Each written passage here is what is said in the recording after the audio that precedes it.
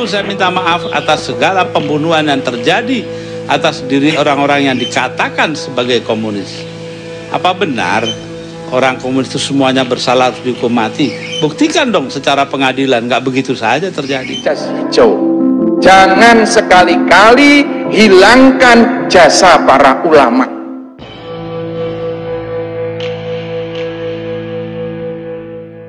Peristiwa pembantaian yang terjadi pasca gerakan 30 September 1965 pada 1965 hingga 1966 menjadi sejarah kelam bagi bangsa Indonesia.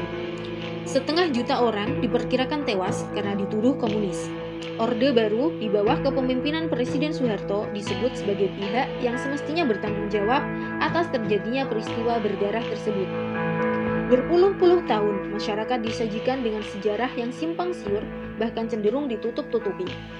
Kebencian pada Partai Komunis Indonesia atau PKI pun lantas ditanamkan semasa Orde Baru tanpa adanya keterbukaan. Bahkan, kampanye itu berlangsung terus-menerus yang dibungkus dengan film yang dirilis pemerintah. Film itu kemudian diputar secara masif setiap bulan September menjelang hari peringatan pemberontakan G30 SPKI. Tak banyak pemimpin bangsa yang mampu bersikap adil dalam menyikapi peliknya peristiwa pembantaian 1965 hingga 1966. Namun, Indonesia memiliki pemimpin yang berani seperti Abdurrahman Wahid atau Gus Dur.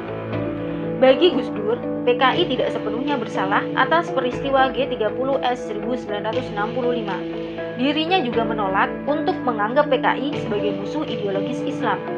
Gus Dur mengajak umat Islam untuk bersikap toleran dan berdialog dengan semua pihak.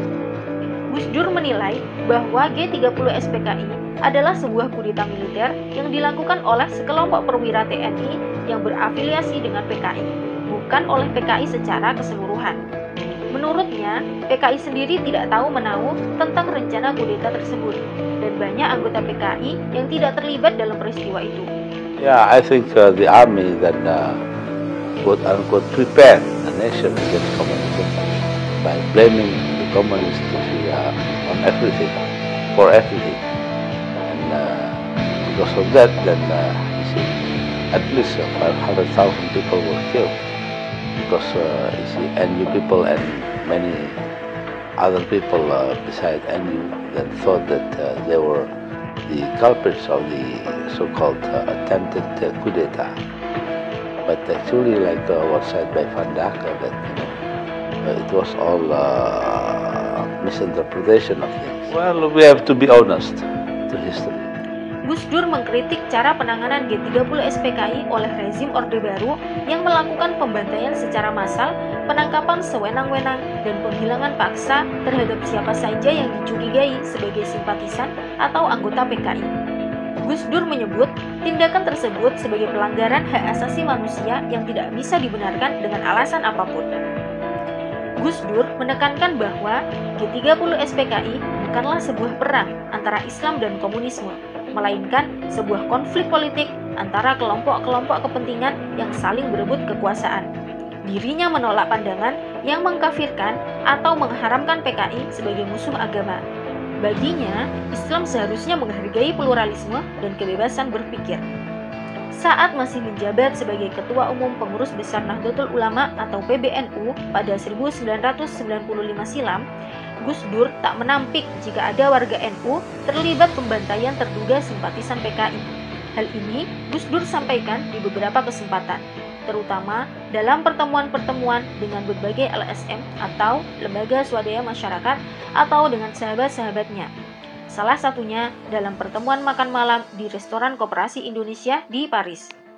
Kami semua terheran-heran bercampur kagum mendengar pernyataan Gus Dur bahwa di antara orang-orang yang terbunuh itu banyak yang tidak bersalah apa-apa, dan bahwa tidak sedikit yang telah menjadi korban tindakan-tindakan orang-orang NU sendiri.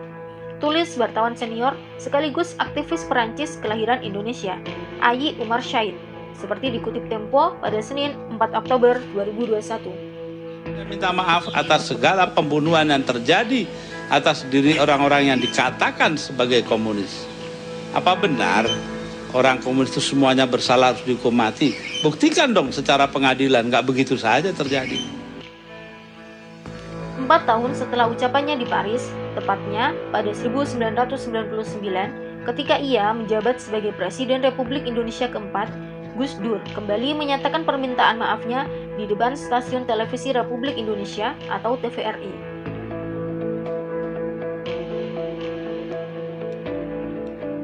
Dikutip dari laman Gus Durian, permintaan maaf itu disampaikan Gus Dur secara terbuka dalam acara Secangkir Kopi Bersama Gus Dur yang disiarkan langsung oleh TVRI pada Selasa 15 Maret tahun 2000. Saat itu, Gus Dur secara terbuka meminta maaf dengan ditemani Frans Magnis Suseno, Norka, dan Effendi Khoiri.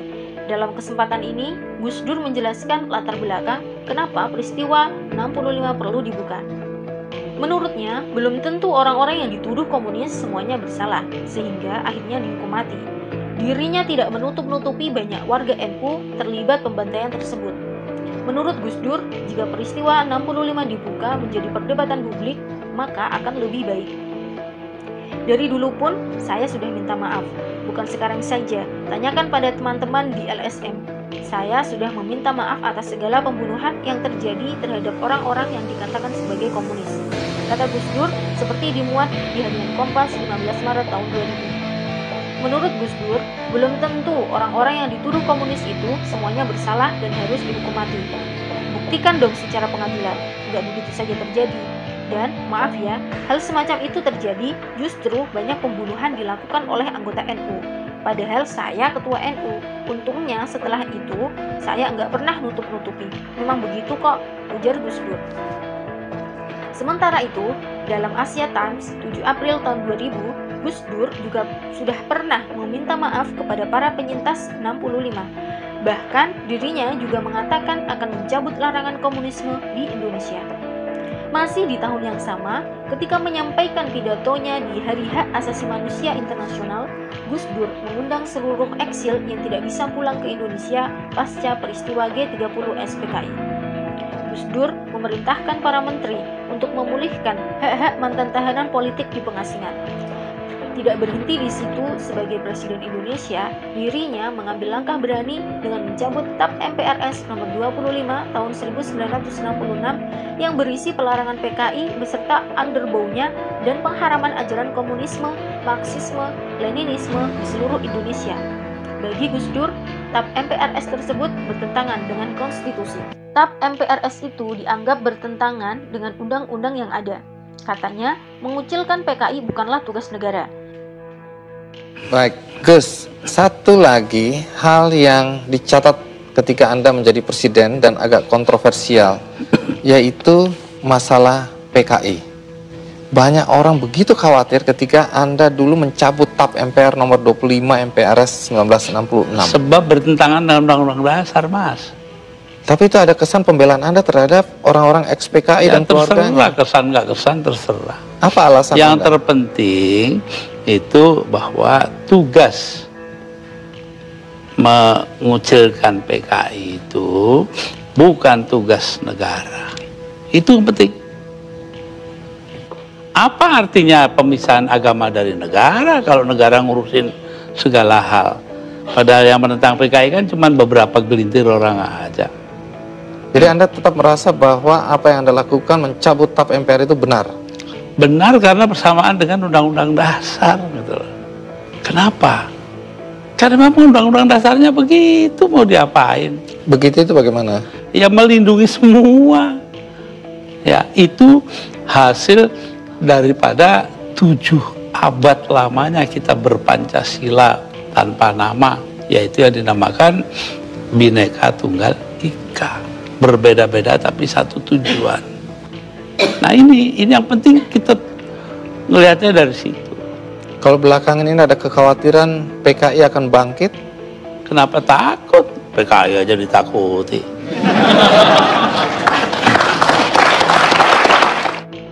Pada tahun 1999, Gus Dur juga pernah menyampaikan permintaan maafnya saat bertemu dengan Pramudia Anantatur, penulis ternama yang pernah menjadi tahanan politik G30 September. Peristiwa tersebut kembali diceritakan asisten pribadi Gus Dur, Sastro Al-Ngatawi, dalam peluncuran buku putih Nahdlatul Ulama berjudul Benturan NU-PKI 1948 hingga 1965 yang digelar di Gedung PBNU, Keramat Raya, Jakarta Pusat pada Senin 9 Desember 2013. Sastro menjelaskan, perkataan Gus Dur kepada Pram semata-mata demi NKRI.